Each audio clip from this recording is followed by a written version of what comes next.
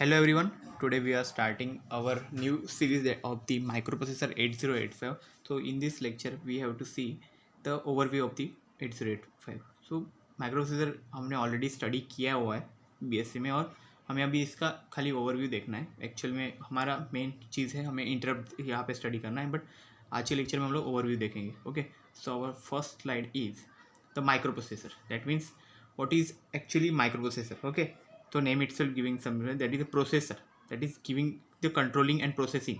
Okay na, that processor are doing is known in as processor. So microprocessor means it is not a large scale. Okay na, it is a for small scale. Okay ना, तो एक कुछ particular operations ये perform करता है, इसलिए इसको micro यहाँ पे नेम इंक्लूड किया है. मतलब ये जनरल पर्पज़ के लिए हम लोग यूज़ करते हैं. ओके, तो microprocessor is a controlling unit.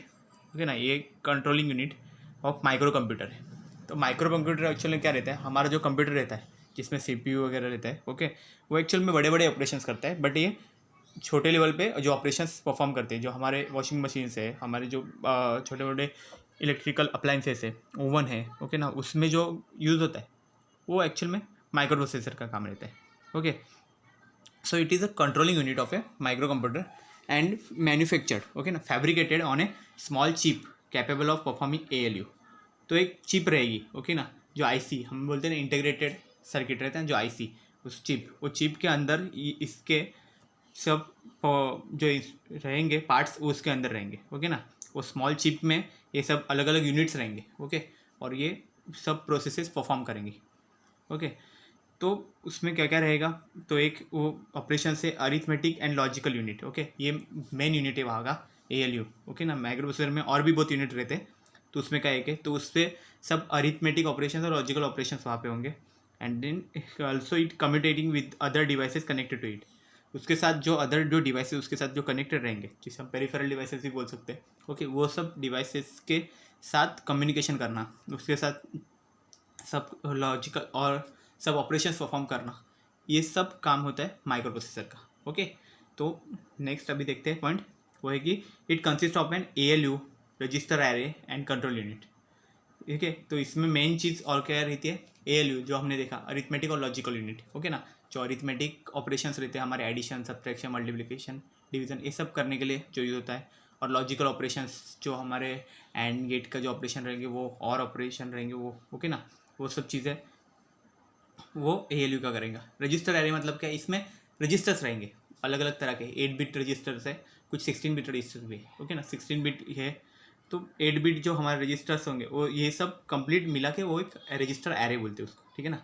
And control unit, control unit में क्या रहता है, अलग अलग ऑपरेशन, इसमें टाइमिंग के रहेंगे, काउंटर का काम करने वाले रहेंगे, रीड राइट, वो सब ऑपरेशन इसमें परफॉर्म होंगे, रीसेट का काम करेंगे, तो ये कंट्रोल यूनिट में रहेंगे सब. ओके, तो नेक्स्ट है माइक्रो कंप्यूटर.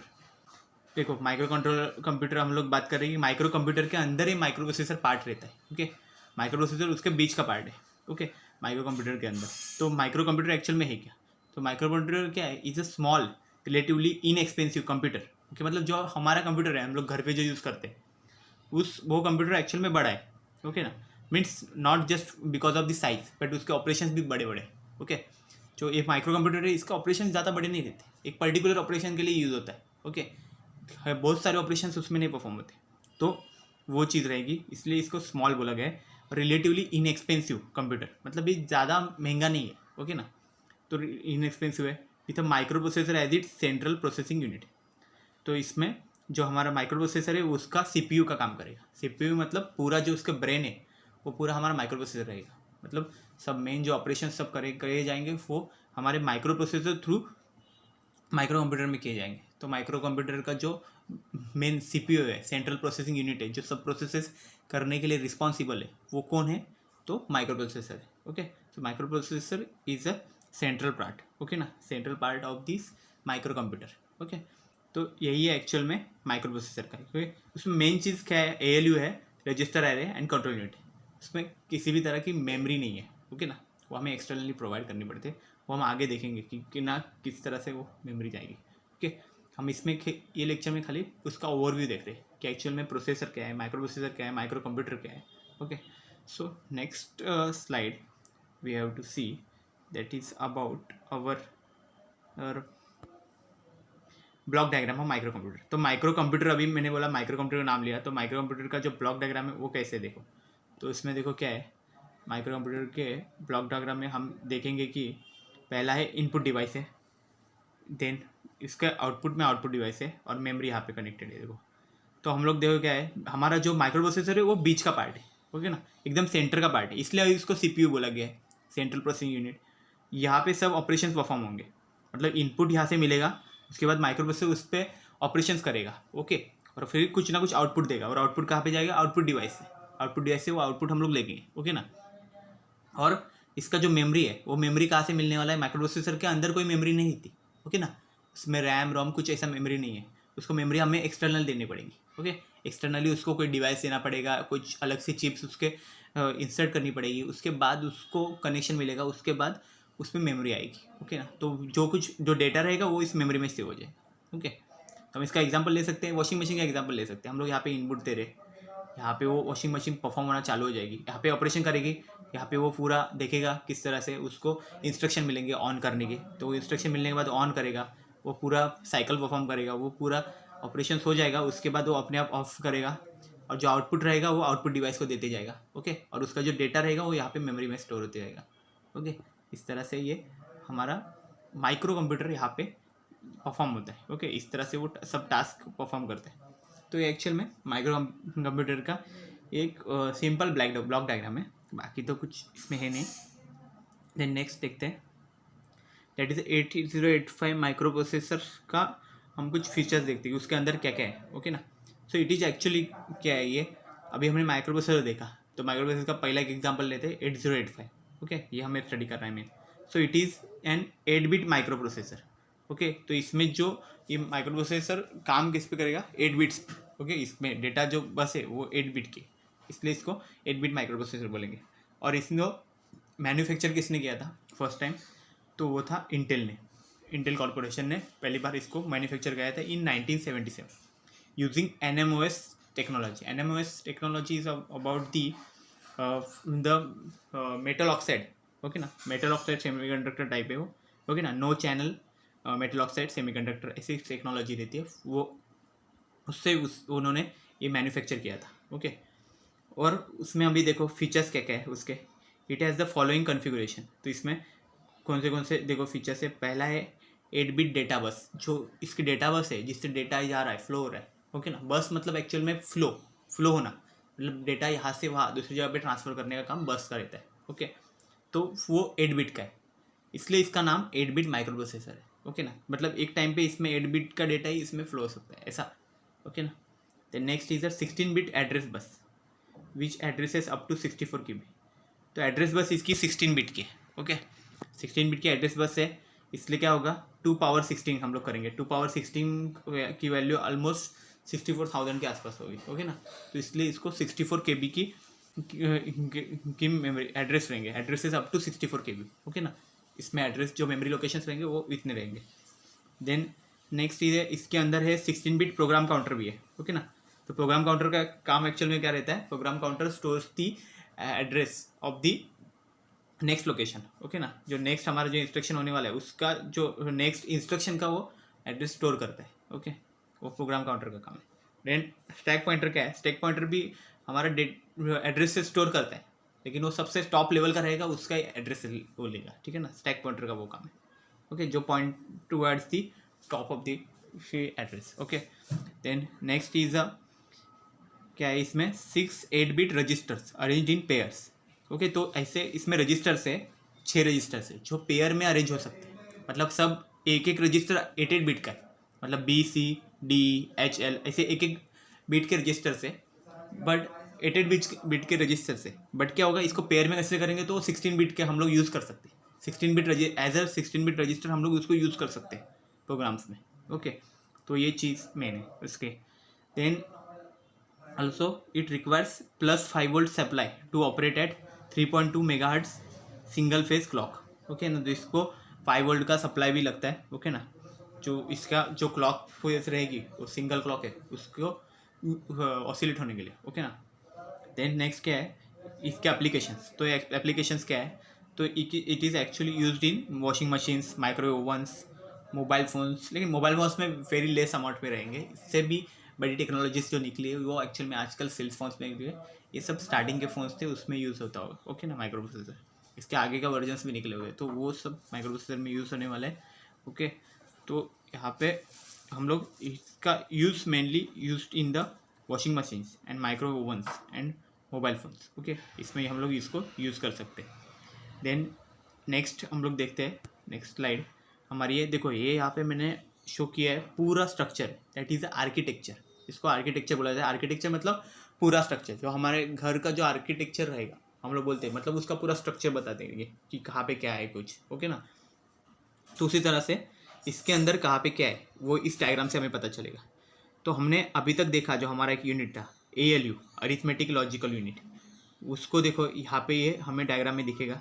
तो ये पार्ट में देखो, अरिथमेटिक एंड लॉजिकल यूनिट इस पार्ट में है, ओके।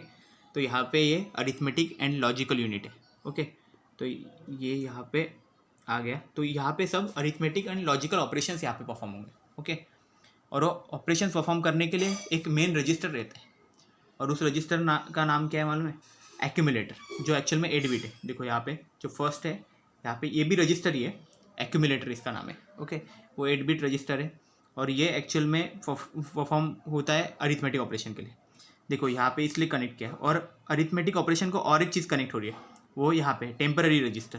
देखो यहाँ पे हम देखेंगे टेम्पररी रजिस्टर है, ओके। ये एक्यूमुलेटर है, टेम्पररी रजिस्टर है, दोनों का डेटा वो कंबाइन करता है और उसके बाद वो रिजल्ट देता है, ओके। उस तरह से मतलब टेम्पररी रजिस्टर भी सब अरिथमेटिक और लॉजिकल ऑपरेशंस परफॉर्म करने के लिए यूज़ किए जाते हैं, ओके। और इसके ऊपर देखो जो कनेक्टेड है वो है फ्लैग, जिसमें फ्लिप फ्लॉप्स है। तो इसमें फ्लैग्स भी होंगे। फ्लैग्स एक्चुअल में क्या रहता है? एक तरह का सिग्नल रहता है जो इंडिकेशन देता है। उसमें 5 फ्लैग्स एक्टिव है, ओके ना। हमारे 8085 में 5 फ्लैग एक्टिव रहते हैं। तो वो फ्लैग में क्या क्या रहेगा? साइन फ्लैग रहेगी, मतलब उसका साइन कौन सा है वो।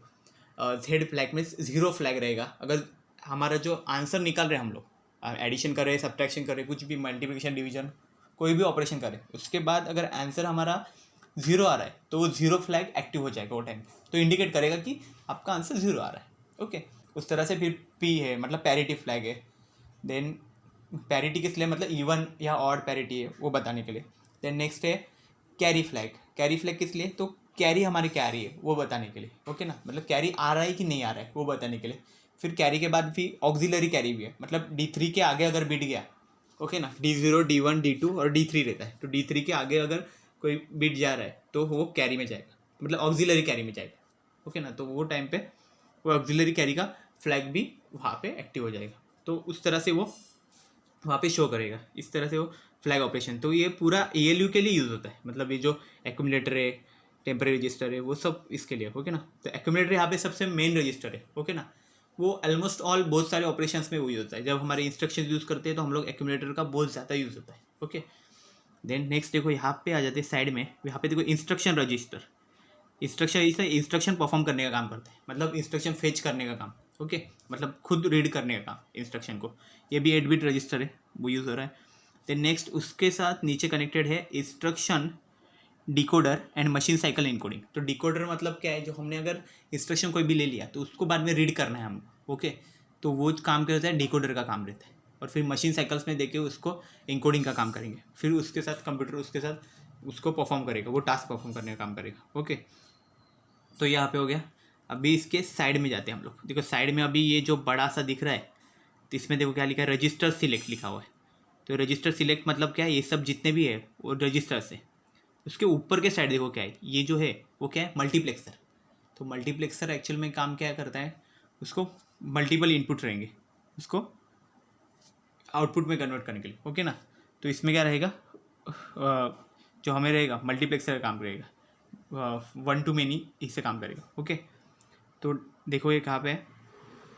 ये मल्टीप्लेक्सर का काम हो गया, ओके। देन नेक्स्ट क्या है? यहाँ पे रजिस्टर्स रहेंगे, ओके।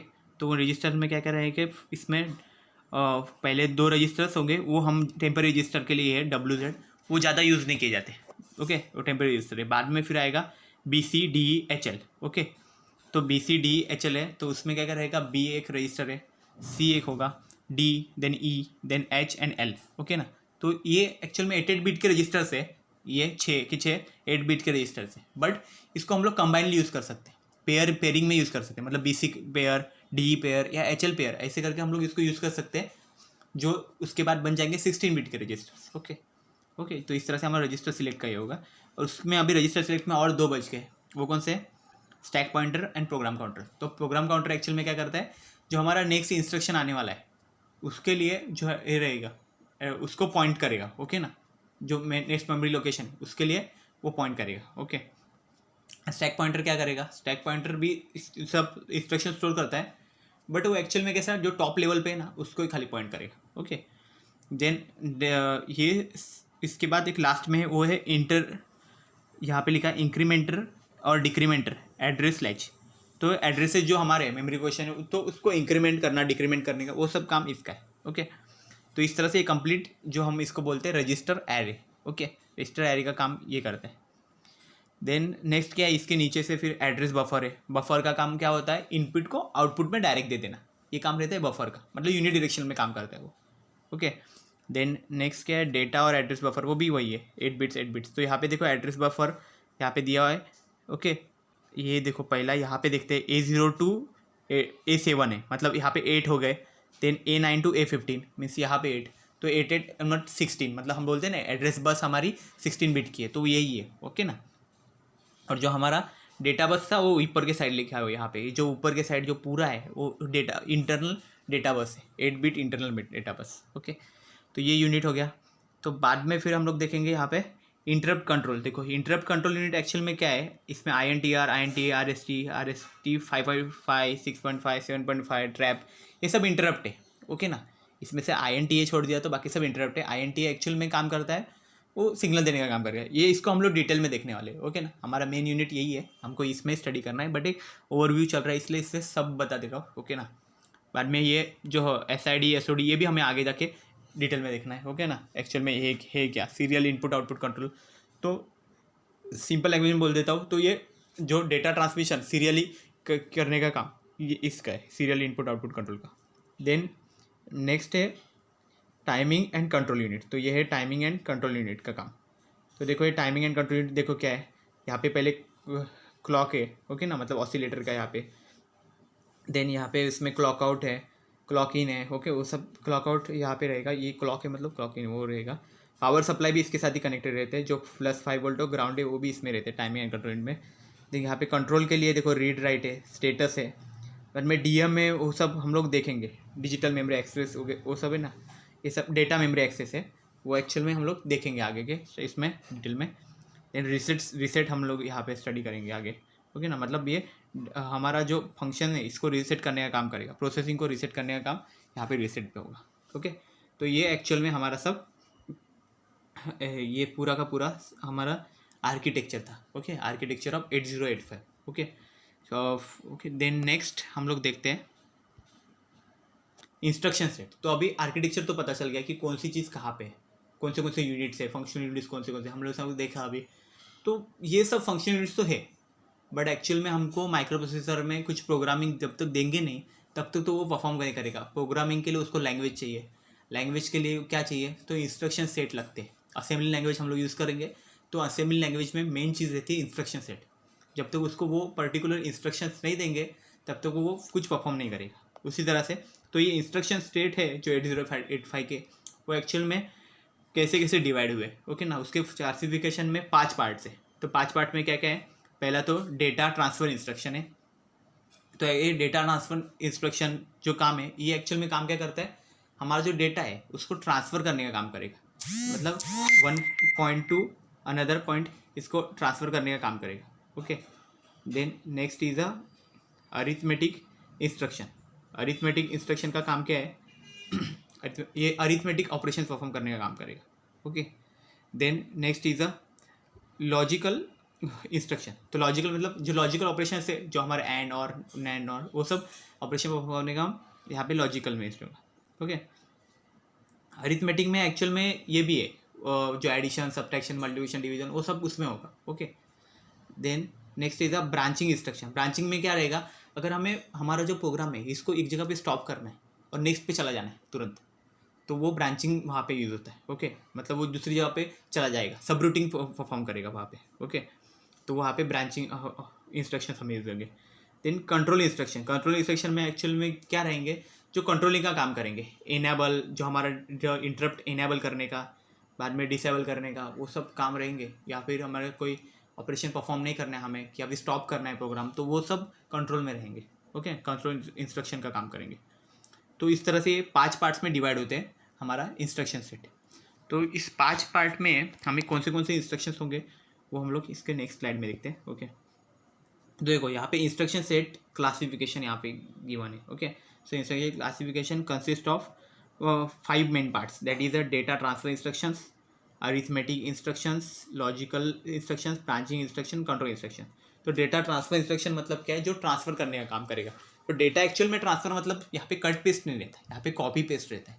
मतलब एक जगह का डेटा है वो दूसरी जगह पे कॉपी हो जाएगा, मूव करेगा, वो मूव में रहेगा। तो मतलब वो उसको निकाल के दूसरी जगह पे नहीं फेंकता, वो वहाँ से कॉपी करके दूसरी जगह पे कॉपी कर देता है। ओके, दूसरी जगह पे पेस्ट कर देगा उसको। ओके, इस तरह से यहाँ पे डेटा होता है। तो ये डेटा ट्रांसफर एक्चुअल में है किसमें, बिटवीन रजिस्टर्स, मतलब जो हमारे रजिस्टर्स हमने बताया BEDEHL, ओके ना, और एक्यूमुलेटर मेन रजिस्टर है हमारा, तो वो उसमें वो परफॉर्म करता है। ओके, मतलब रजिस्टर टू रजिस्टर परफॉर्म करता है ये जो डेटा है। देन और एक चीज़ है between memory location and register, जो हमारा मेमोरी लोकेशन है और रजिस्टर है, इन दोनों के बीच में भी डेटा हम लोग ये कर सकते, मूव कर सकते। ओके ना, उसको ट्रांसफ़र कर सकते। देन नेक्स्ट है डायरेक्ट राइट टू रजिस्टर और मेमोरी, मतलब डायरेक्ट मेमोरी में भी हम लोग राइट कर सकते। मतलब हमारे ऐसे कुछ इंस्ट्रक्शन थी जिससे हम लोग डायरेक्ट मेमोरी में जा सकते, मेमोरी पे वो डेटा भेज सकते, वहाँ पे स्टोर कर सकते। ओके ना, वो चीज़ है यहाँ पे। Then between input output device and accumulator, तो एक्यूमुलेटर और इनपुट आउटपुट डिवाइस है, उनके बीच में भी हम लोग डेटा ट्रांसफ़र कर सकते। ओके, तो ये एक्चुअल में हमें यूज़ है। तो इसमें एक्चुअल में कौन से इंस्ट्रक्शन रहेंगे, तो एक है MOV जो मूव का काम करेगा, देन स्टोर का काम करेगा, तो स्टोर के लिए भी STA करके एक है, देन STAX है, तो अगर हम लोग HL पेयर यूज़ हो रहे हैं, कोई पेयर यूज़ कर रहे हैं तो फिर X यूज़ करना पड़ता है। ओके, उस तरह से इंस्ट्रक्शंस बने जाते हैं। ओके ना, बाकी फिर रजिस्टर टू रजिस्टर भी डायरेक्ट हम लोग लिख सकते हैं वैसे। ओके, तो फिर वो सब चीज़ रहेंगे डेटा ट्रांसफ़र इंस्ट्रक्शन के लिए। देन नेक्स्ट है अरिथमेटिक इंस्ट्रक्शन। तो अरिथमेटिक इंस्ट्रक्शन का एक्चुअल में क्या है, इसमें ना हमारे सब अरिथमेटिक ऑपरेशन रहेंगे, मतलब एडिशन, सब्ट्रैक्शन, मल्टीप्लिकेशन, डिवीज़न, वो सब रहेंगे। तो यहाँ पे देखो क्या है, एडिशन के लिए ADD यहाँ पे लिखा हुआ है, देखो एडिशन। सब्ट्रैक्शन के लिए SUB लिखा हुआ है। ओके, और मल्टीप्लिकेशन डिवीज़न करना है, उसके लिए कोई इंस्ट्रक्शन नहीं है 8085 में, ऐसा कोई MUL या DIB ऐसे टाइप में कोई इंस्ट्रक्शन नहीं है। हमें जो मल्टीप्लिकेशन करना है वो भी हमें एक लॉजिकली यूज़ करके हमें वो एडिशन के फॉर्म में हमें वो मल्टीप्लिकेशन करना पड़ता है, वो एक्चुअल में प्रोग्रामिंग का पार्ट है। Okay, completely. और सब्ट्रैक्शन के लिए भी अगर करना है तो हमें डिवीज़न वो सब यूज़ करके, हमें डिवीज़न अगर करना है तो हमें सब्ट्रैक्शन इंस्ट्रक्शन यूज़ करके हमें डिवीज़न भी करना पड़ता है। ओके, उस तरह से वो सब पार्ट है। देन यहाँ पे INR लिखा हुआ है जो इंक्रीमेंट का काम करेगा, मतलब नेक्स्ट मेमोरी लोकेशन पे वो जाने का काम करेगा, वो INR का काम है। अगर हमें एक ऑपरेशन परफॉर्म हो गया है और नेक्स्ट पे हमें सेकेंड वैल्यू रखी है, वो वैल्यू हमें फेच करनी है, तो हमें INR यूज़ करना पड़ेगा। वैसे ही हमें अगर पीछे वापस जाना है हमारे प्रोग्रामिंग में, अगर हमें प्रीवियस मेमोरी लोकेशन पे हमें जाना है, प्रीवियस एड्रेस पे, तो हम लोग क्या करते हैं, वो मेमोरी लोकेशन पे जाने के लिए डिक्रीमेंट यूज़ करेंगे, मतलब DCR हम लोग इंस्ट्रक्शन यूज़ करेंगे। तो इस तरह से अरिथमेटिक इंस्ट्रक्शन का है। देन नेक्स्ट है लॉजिकल इंस्ट्रक्शन। तो लॉजिकल इंस्ट्रक्शन में क्या है, जो हमारे लॉजिकल ऑपरेशंस रहते हैं, जो हम लोग ना जो लॉजिक गेट्स यूज़ करते हैं, एंड, और, नॉर, नेट, नॉट, वो सब है, तो उसके लिए ये सब यूज़ होता है। तो ये क्या क्या है, उसमें नॉट है, तो नॉट गेट का काम, ये जो ऑपरेशन है वो परफॉर्म करने का काम ये नॉट से होगा। एंड में क्या है, तो ये एंड ऑपरेशन परफॉर्म करेगा, जो हम लोग इनपुट देंगे वो इनपुट के साथ वो एंड ऑपरेशन परफॉर्म करेगा। ओके, अगर हम लोग ये इंस्ट्रक्शन लिखते हैं तो। देन नेक्स्ट है और के साथ क्या है, वही चीज़ करेगा, मतलब जो हम मेमोरी लोकेशन देंगे तो वो और ऑपरेशन वहाँ पे परफॉर्म करेगा। ओके, देन नेक्स्ट है एक्सॉर। तो वो यहाँ पे एक्सॉर गेट का काम करेगा, ये एक्सॉर का जो ऑपरेशन है वो यहाँ पे परफॉर्म कर देगा। ओके, तो ये सब लॉजिकल इंस्ट्रक्शन के लिए हमें ये इंस्ट्रक्शंस यूज़ करने पड़ेंगे लॉजिकल ऑपरेशन के लिए। देन नेक्स्ट है ब्रांचिंग इंस्ट्रक्शंस। तो ब्रांचिंग का यूज़ एक्चुअल में क्या है, अगर हमारा कोई प्रोग्राम है, अगर हमें कहीं से दूसरे प्रोग्राम में जाना है तो वहाँ पे हम लोग ये इंस्ट्रक्शन यूज़ कर सकते हैं, और वो डायरेक्ट वहाँ से स्टॉप कर देगा और नेक्स्ट वहाँ पे चला जाएगा। ओके, तो वहाँ पे सब यहाँ पे जंप होगा, मतलब वो डायरेक्ट वहाँ पे जंप करेगा। ओके, JMP यहाँ पे लिखा हुआ है, तो ये जंप का काम करेगा, मतलब कई कई हमारे जो प्रोग्राम्स रहते हैं वहाँ पे हमें इवन आ जाए, ऑड आ जाए, ऐसा पॉजिटिव आएगा, तो उस तरह से हम लोग कंडीशन लिख के वहाँ से हम लोग जंप करते दूसरे इसमें, और वो पूरा का पूरा प्रोग्राम परफॉर्म होने के बाद, वो कंप्लीट होने के बाद वापस वहाँ से हम लोग वापस जंप करके वापस हमारे प्रीवियस लोकेशन पे आ जाते और नेक्स्ट हम लोग वापस परफॉर्म करना चालू कर देते। तो इस तरह से रहता है। और कॉल क्या रहेगा, ये एक्चुअल में डिले वगैरह हम लोग यूज़ करते हैं, तो वहाँ पे हम लोग कॉल करना पड़ता है। ओके, मतलब उसको बुलाना पड़ता है, हमें कोई डिले हम लोग दूसरी जगह पे लिखा हुआ है बट हमें यहाँ पे परफॉर्म करना है हमें वो कंडीशन के बाद, तो वहाँ पे हम लोग कॉल इंस्ट्रक्शन यूज़ करते हैं। देखेंगे यहाँ पे RET रिटर्न, तो रिटर्न का काम क्या है, रिटर्न वापस अगर हमें आना है कोई जगह पे तो वो रिटर्न यहाँ पे इंस्ट्रक्शन हम लोग यूज़ कर देते हैं। ओके, तो ये ब्रांचिंग इंस्ट्रक्शंस इस तरह से ये सब यूज़फुल है। देन हमारा लास्ट है कंट्रोल इंस्ट्रक्शन। तो कंट्रोल इंस्ट्रक्शन क्या है, ये कंट्रोलिंग का काम करेंगे। तो इसमें एक्चुअल में क्या क्या आता है, NOPA मतलब नो ऑपरेशन। अगर कोई हमारी परफॉर्म कर रहे हैं, हम लोग को लग रहा है कि अभी इसके बाद कोई ऑपरेशन परफॉर्म नहीं होना चाहिए, कंटिन्यू अगर घूमता रहेगा तो पूरा प्रॉब्लम हो जाएगा। ओके, जैसे रिटर्न हम लोग अगर यूज़ करते हैं तो वो कंटिन्यू घूमता रहता है, वैसा नहीं होना चाहिए, तो नो ऑपरेशन करना है हमें। ओके, तो NOP लिखेंगे हम लोग, तो नो ऑपरेशन हो जाएगा यहाँ पे। देन नेक्स्ट है HLT मतलब हाल्ट, मतलब यहाँ से प्रोग्राम को पता चल जाएगा, हमारे माइक्रो प्रोसेसर को पता चल जाएगा कि हमारा प्रोग्राम यहाँ पे रुकना चाहिए, हाल्ट हो रहा है मतलब रुकना चाहिए, यहाँ पे स्टॉप हो रहा है। ओके, देन DI मतलब यहाँ पे इंटरप्ट के लिए, यहाँ पे जो डिसेबल करने के लिए है DI, और EI है इनेबल इंटरप्ट, मतलब जो हमारे इंटरप्ट देंगे। इंटरप्ट भी एक्चुअल में क्या काम करता है, इंटरप्ट एक्चुअल में क्या होता है कि हमारे प्रोग्राम के बीच में आ जाएगा वो। ओके, और हमें कोई सब रूटीन परफॉर्म करने के लिए वो बोलेगा। ओके, पर अगर वो इंटरप्ट अगर हमने ले लिया, मतलब वो इनेबल कर दिया, तो हमें हमारा प्रोग्राम जो हम लोग काम कर रहे हैं वो हमको स्टॉप करके पहले उसका काम कंप्लीट करना पड़ेगा। और अगर उसको डिसेबल ही रखेंगे हम लोग, नहीं किया, तो पहले हमारा काम पहले हो जाएगा, उसके बाद वो। ओके ना, तो इस तरह से वो इंटरप्ट का काम लेते हैं। इंटरप्ट हम लोग बाद में डिटेल में पढ़ने ही वाले, हमारा जो नेक्स्ट लेक्चर रहेगा वो सब इंटरप्ट से ही होने वाला है। ओके, इंटरप्ट ही हम लोग देखेंगे। देन इसमें देखो RIM और SIM है, तो ये एक्चुअल में सीरियली हमारा डेटा जो ट्रांसमिट होता है उसके लिए हम लोग यहाँ पे ये यूज़ करते हैं, ये इंस्ट्रक्शंस यहाँ पे हम लोग यूज़ करेंगे। ओके, तो ये हमारे सब 5 तरह के क्लासिफिकेशन है इंस्ट्रक्शन सेट में, तो ये सब यूज़ करके प्रोग्राम एक्चुअल में लिखा जाता है। ओके, माइक्रो प्रोसेसर के प्रोग्राम, तो माइक्रो प्रोसेसर में इंस्ट्रक्शन एक्चुअल में इजीली इसमें हो जाते हैं, इतने कुछ टफ नहीं रहता है इसमें इंस्ट्रक्शंस।